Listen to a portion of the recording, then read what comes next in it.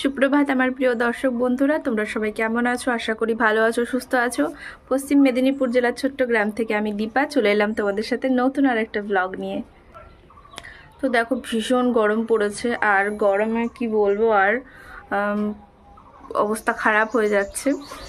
মানে ওই জন্য বাইরে দেখো একটু হাওয়া বাতাস আছে, সেই জন্য একটু বাইরে বসে আছি। ভাতটা বসিয়ে দিয়েছি, যেহেতু অনেকটাই বেলা হয়ে গেছে, প্রায় 8টা বাজতে চললো।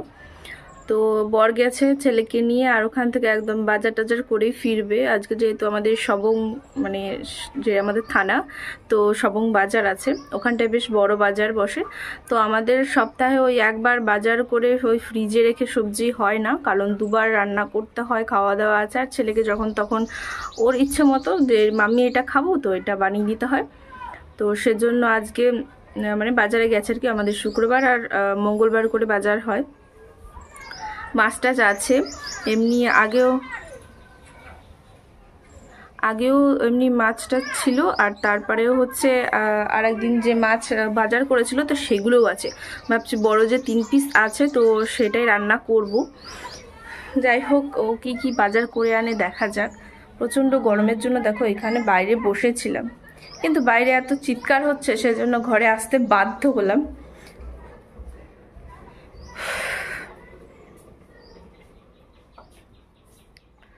তো দেখো ঘরে এসেছি, আর ঘরে আসলেই তো ফ্যান চালাতে হবে, এত রোদ। দেখো ঘরের মধ্যে কীরকম রোদ পড়েছে আমাদের।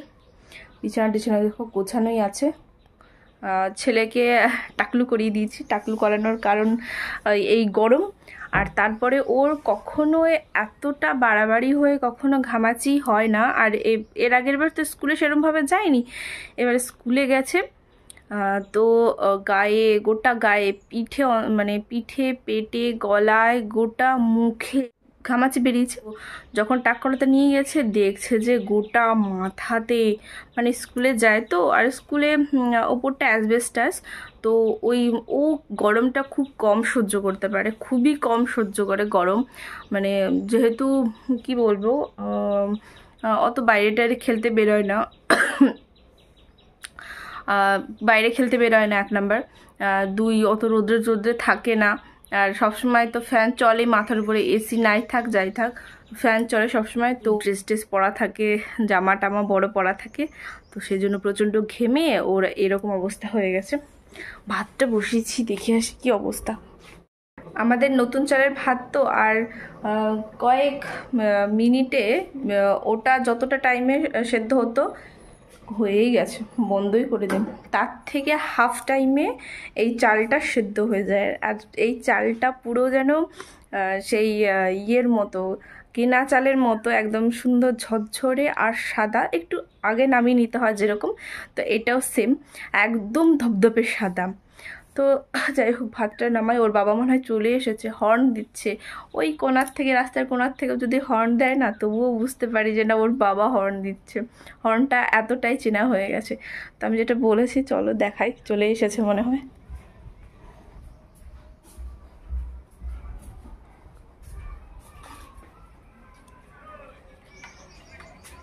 বলতে বলতে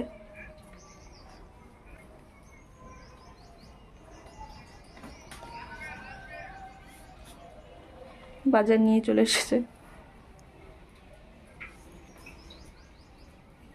ডাল ভাজার প্যাকেট নিয়েছে, বিস্কুটের প্যাকেট। তুই ডাল ভাজা খাস না? কে ডাল ভাজার প্যাকেট নিয়েছে? তো হ্যাঁ, আরে ও ডাল ভাজা খাবে না, কেন কিনে দিয়েছো? সেসব ছাড়া নিয়ে ডাল সেসব বাধ্য সেটা ছিঁড়ে দেওয়ার পরে আমি বলি যে এরকম, তাহলে তুমি বিস্কুট কিনে দিলে, ওটা যদি তো খাস না, শেষে আবার সে অরেঞ্জ বিস্কুট। ও ডাল ভাজা খাবে না, ফালতু। ছোট মাছ আছে, ছোট মাছ আছে, ছড়া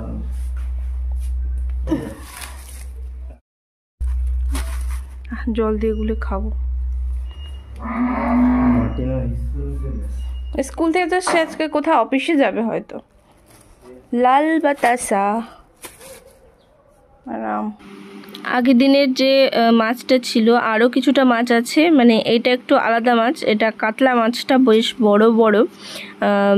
যেদিন নববর্ষ ছিল, তো সেদিন আনা হয়েছিল যেগুলো, আর 3 পিস ছিল, বেশ বড় বড় এই পিসগুলো। তো সেই 3 পিস আজকে ভাবছি যে একটু আলু দিয়ে ঝোল করব, কারণ ওই অন্য কিছু খেতেও ইচ্ছে করে না। কি খাবো গরমে, সত্যি ভাবি খালি যেটাই খাই না সেটাই যেন গ্যাস হয়ে যাচ্ছে, সেটাই যেন বদ হজম হয়ে যাচ্ছে। তারপরে যে দেখো বর কতগুলো ছোট ছোট পুঁটি মাছ নিয়ে এসছে, চারাপোনা আছে কিছু কিছু, তো ওইগুলো। আর এই যে দেখো চিচিঙ্গা, বেগুন, পটল, আলু, কুঁদরি, শসা, লঙ্কা, যেগুলো গরমের সময় পাওয়া যায়, তো সেগুলোই নিয়ে এসেছে। আর বেগুনগুলো বেশ ছোট্ট ছোট্ট বেগুন, তো এগুলোকে সুন্দর করে গুছিয়ে রাখবে, এখান থেকে সামান্য মাকে দিয়ে দেবে, আর কিছুটা আমরা রেখে দেবো আর কি ফ্রিজের মধ্যে ঢুকিয়ে। তারপরে ও যে লাল বাতাসাটা এনেছিল, ওই লাল বাতাসাটা আর কি জলে গুলে খাবো, আমার ওইরকমটা খেতে ভালো লাগে। আর বাতাসা জলে গুলে খেলে আশা করি শরীরের পক্ষে ভালোই। আর এটা যেহেতু আদা দেওয়া থাকে আমার ভীষণ ভালো লাগে, তো সেটাই আর কি করছিলাম, একটু জলে গুলে নিচ্ছিলাম। আর এই বাতাসাটা আগের যে বাতাসাটা ছিল তার থেকে একটু বেশি মিষ্টি, হালকা একটু বেশি মিষ্টি, আগেরটা একটু কমই ছিল। আর এগুলো দেখো এত সুন্দর গুড়ের বাতাসাগুলো, রঙগুলো দেখো কি চকচক করছে একেবারে। তো দেখো বর দেখলাম মাছের থালাটা বাইরে নিয়ে এসছে, তো আমি বললাম কি গো মাছের থালাটা বাইরে এনেছো? তো বললো যে মা ওদেরকে কিছু হাফ মাছটা দিয়ে দিই, কারণ স্কুল আছে তো তুমি ছাড়িয়ে উঠতে পারবে না। আমি বললাম ঠিক আছে দিয়ে দাও, অনেকগুলোই মাছ আছে যেহেতু হাফ নিয়ে নিলে অসুবিধা নেই, কারণ বাবুকে আমি আনতে যাব, দেরি হয়ে যাবে আর হয়ে যাবে। আর তাছাড়াও ও এমনিতেও ও এটা হয়তো বলছে, তাছাড়াও ও আনলে মাছ আর কি যাই হোক, বড় মাছ হোক ছোট মাছ হোক হাফ দিয়ে দেয়, তো সবাই মিলে খাওয়া হয় আর কি। আর এখানে যে জলটা ভিজিয়ে রেখেছিলাম তো দেখো বেশ সুন্দর হয়ে গুলেও গেছে। তো তার সাথে ছোলা যে কটা ভিজিয়েছিলাম ভাবলাম যে না সেই জলটা খেয়ে তারপরে ছোলা একটু খেয়ে নেব, দিলে পেটটাও হালকা একটু ভরা থাকবে, কারণ এর মধ্যে আমার আর খাওয়া হবে না, কারণ বাবুকে যখন নিয়ে আসবো তারপরেই আমার আর কি খাওয়াটা হবে।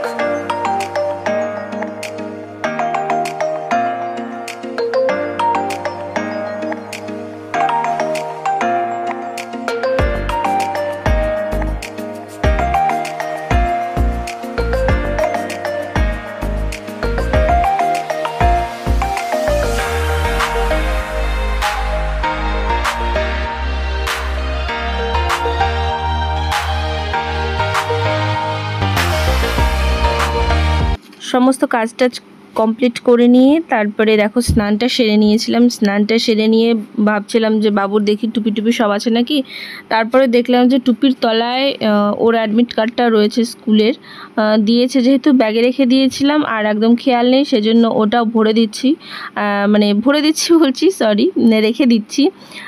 আর টুপি টুপি জানোয়ার সব নিয়ে নিলাম, প্রায় রেডি হয়েই গেছি। চুলটা একদম এত ভেজা ছিল কি বলবো, আর চুল তো নেই, উঠে উঠে সব একেবারে ঘোড়া লেজ হয়ে গেছে। কি করব, আর কিছু করার নেই, যা চুল ছিল একদম উঠে উঠে সবই শেষ হয়ে গেছে। পিসিওডির কারণেই, অন্য কিছুই নয়। মাঝখানে আমার চুল পড়া সত্যি বন্ধ হয়ে গেছিলো। আমার বাবু হয়েছিল তখনও আমার চুল পড়া একদম ছিলই না। অনেকে বলে যে বাচ্চা হওয়ার সময় বা ওষুধ খেলে বাচ্চা হওয়ার পরে চুল ওঠে, না আমার একদম কিচ্ছু ছিল না। কিন্তু আমার ছেলে হওয়ার পরে তারও কিছুদিন পরে আমার পিসিওডির সমস্যা হয়, তো সেখান থেকেই চুলটা আমার পড়া শুরু হয়েছিল, গুচ্ছ চুল উঠতো। তো যাই হোক বাদই দিলাম সে সমস্যার কথা, মানে পিসিওডির সমস্যার কারণে ওষুধটা খাওয়ার জন্যই উঠতো। পিসিওডি একদম শেষ হয়ে গেছে তা নয়, ওগুলো সামান্যতম থেকেই যায়, ওটা শারীরিক গণ্ডগোলের কারণে নিয়ম মতো খাওয়া দাওয়া নিয়ম মতো সব কিছু করলেই ঠিক হয়ে যায়। দেখো স্কুল থেকে চলে এসেছি, আর পুরোটা মুখ ঘেমে টেমে নিয়ে একাকার। ছেলের একদম ড্রয়িং ছিল, তো সেগুলো কমপ্লিট করে মুখটা এমন লাল হয়েছে, মানে কি বলবো, আর ভীষণ লাল হয়ে গেছে।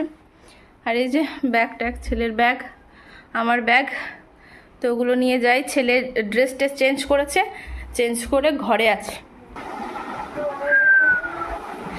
আরে বাপরে গরম, ড্রেসটা আমারও জামাটা ছাড়তে হবে, কুর্তিটা চেঞ্জ করে নাইটিটা পরি, দিয়ে হাওয়ায় বসে এত ঘেমেছি ভগবান।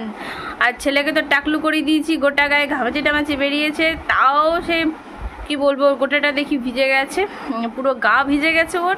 মাথায় টুপিটা পরিয়ে কোনো রকমে নিয়ে এসেছে। কি তোমাকে তো বেশি দেখানো চলবে না, তুমি তো জামা প্যান্ট খুলে বসে আছো।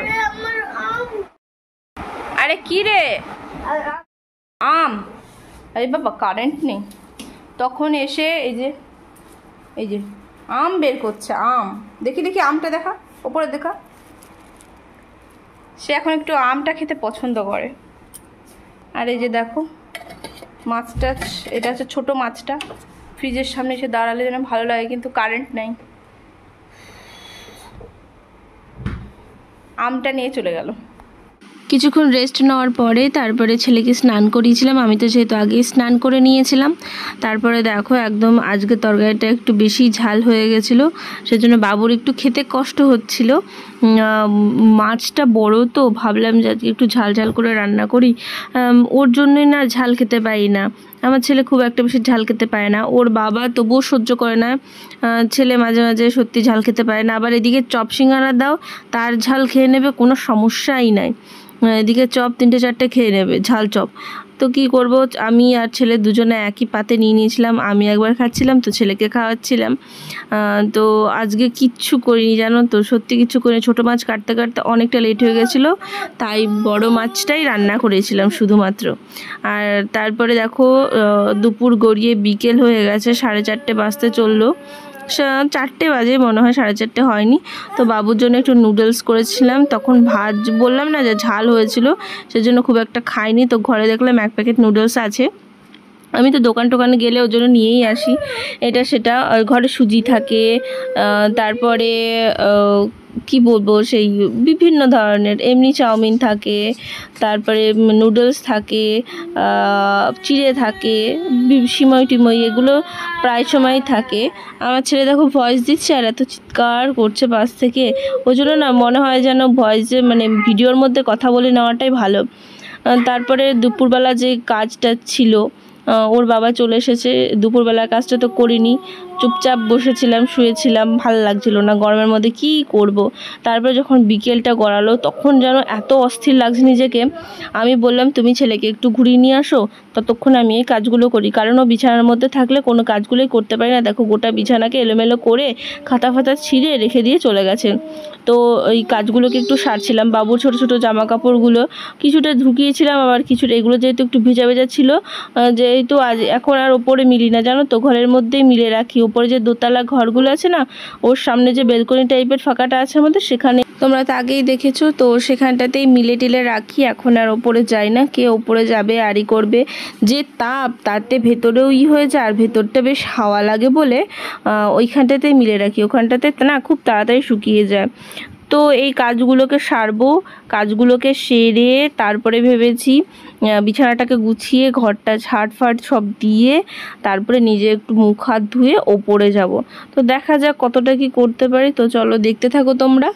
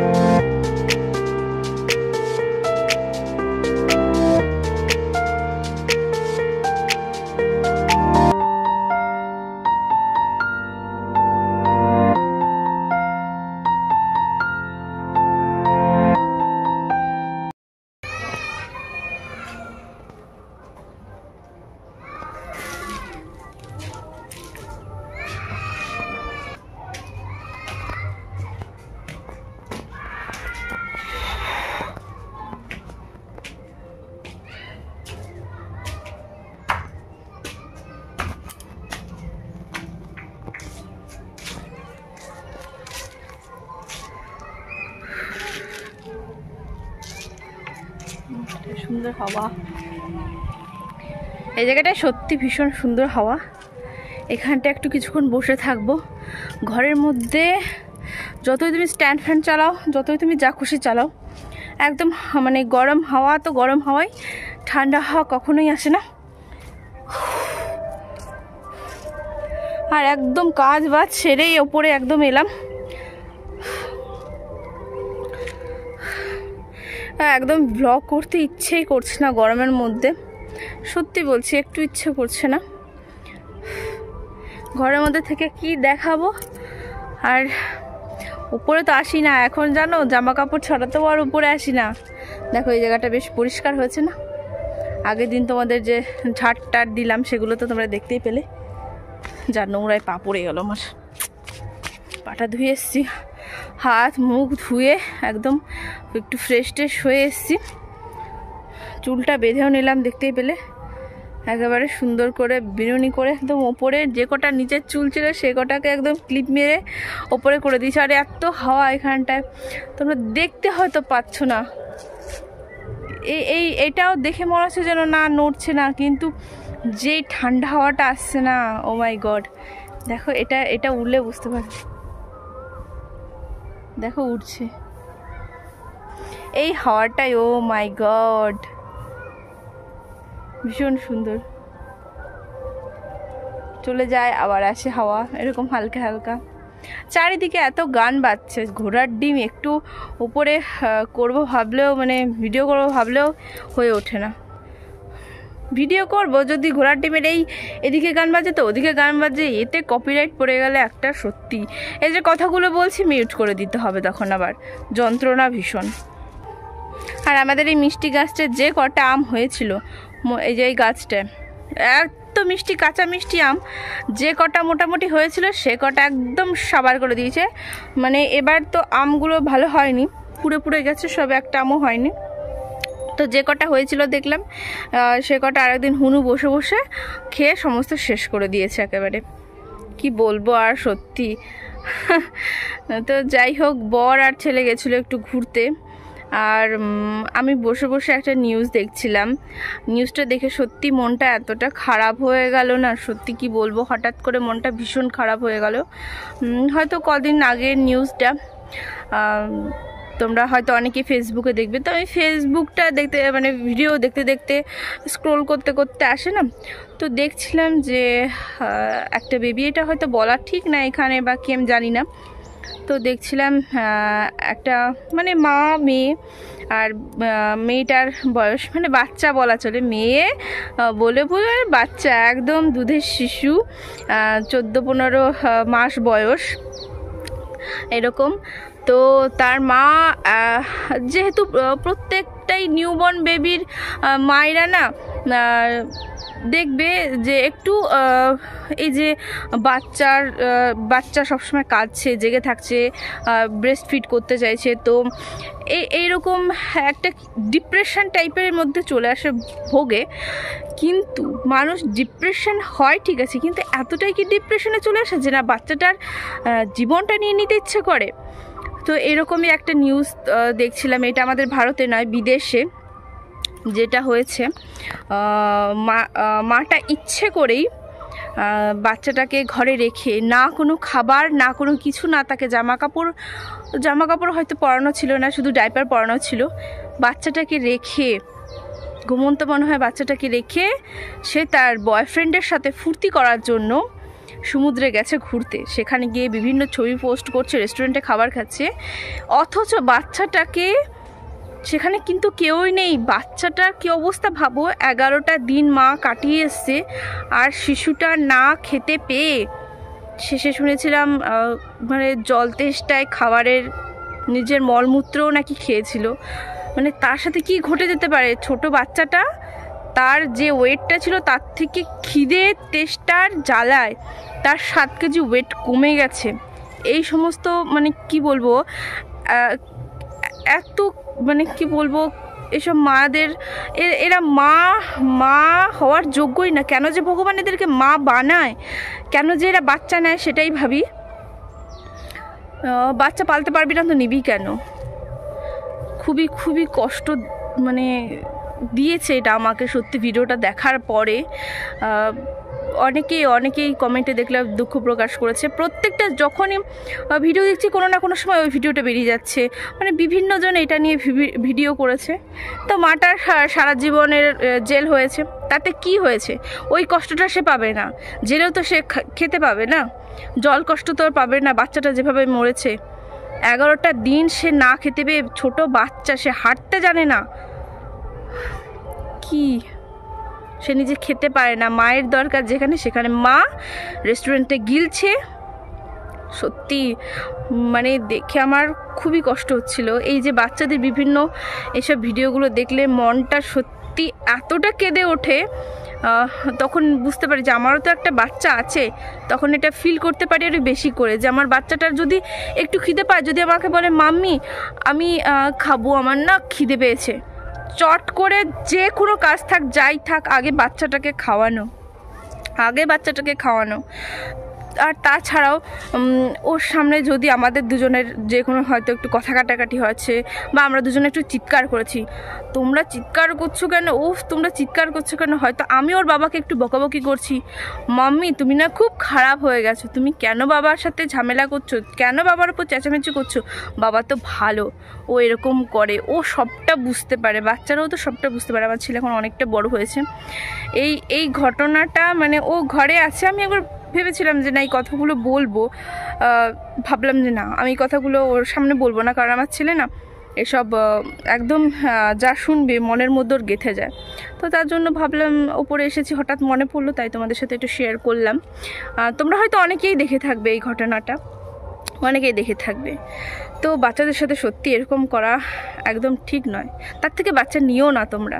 কত মা কষ্ট করে বাচ্চার জন্য, কত রকম কষ্ট করে, কত মায়েরা না, মেয়েরা মা হওয়ার জন্য কত ধরনের বছরের পর বছর চেষ্টা করে যায় একটা বাচ্চার মুখ দেখার জন্য, কিন্তু তারা পায় না। কিন্তু যারা পায় তারা হেলাছেদ্দা করে, এরকমটাই ঘটে।